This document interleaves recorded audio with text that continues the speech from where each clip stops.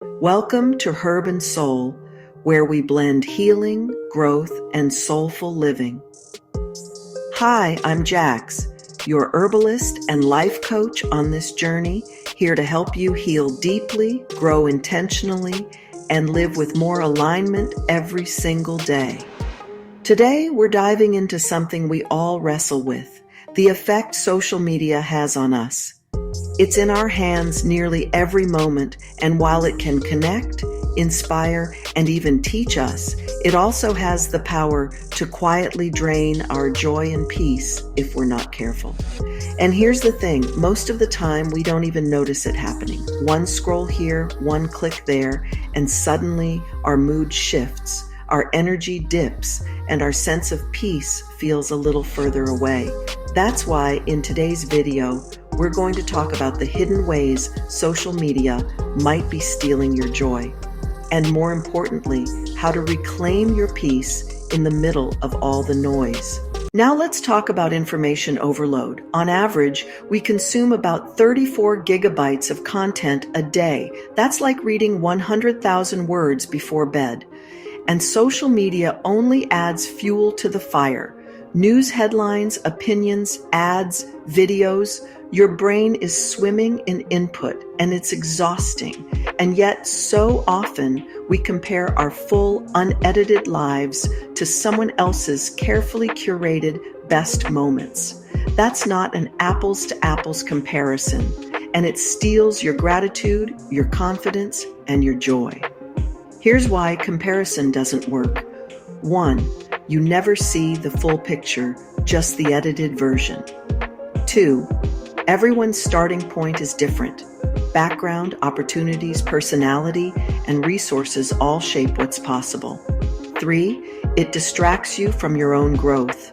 When your eyes are on someone else's journey, you miss how far you've come. 4, and the goalpost always moves. There will always be someone with more, which means you'll never feel settled if you chase it. So what should you do instead? Begin by reframing the way you use social media. Let it inspire you, not measure you. When you see someone doing something amazing, instead of asking, "Why don't I have that?" try asking, "What could this spark in me?" and curate your feed. Follow people and pages that lift you up, that make you laugh, that inspire you. And if certain accounts make you feel small or drained, it's okay to mute or unfollow. That's soul care. Most importantly, celebrate your own wins, even the small ones.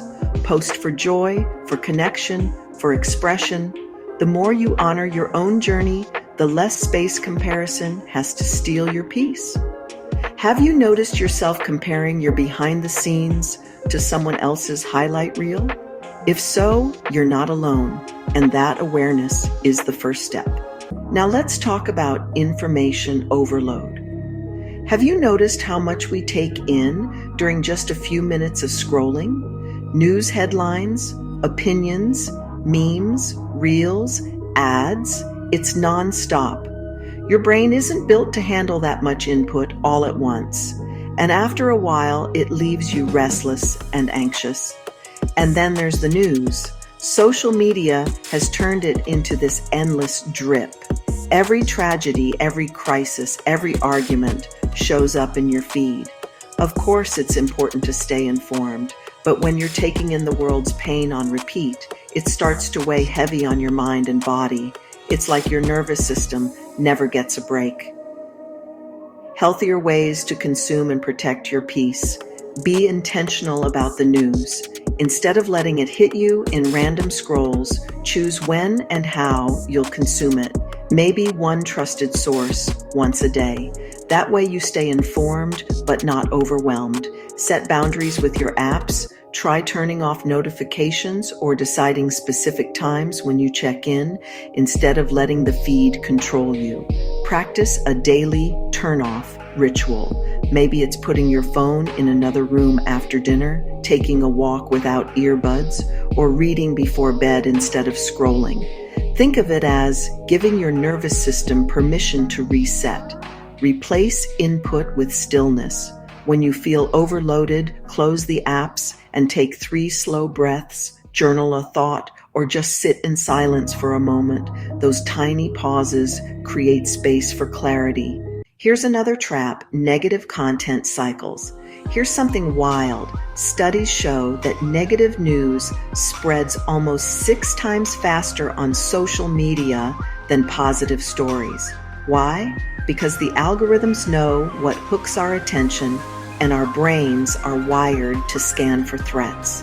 So one click on a dramatic or heavy post pulls you into a cycle where your feed starts serving you more of the same. The result? Before you know it, you're swimming in arguments, tragedies, and outrage. And even if you log off, that energy sticks with you. It raises stress levels, impacts your sleep, and over time, it just lowers your overall vibe. Social media wasn't built to protect your peace. It was built to keep you scrolling. Here's the truth. Our brains just weren't designed to take in this much information. Studies show the average person is hit with the equivalent of 34 gigabytes of content every single day.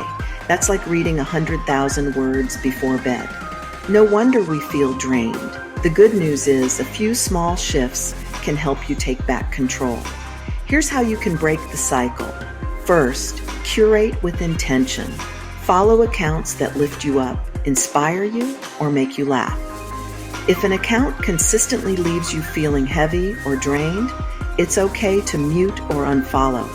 Protecting your energy is a form of mental hygiene. Second, set a negativity filter.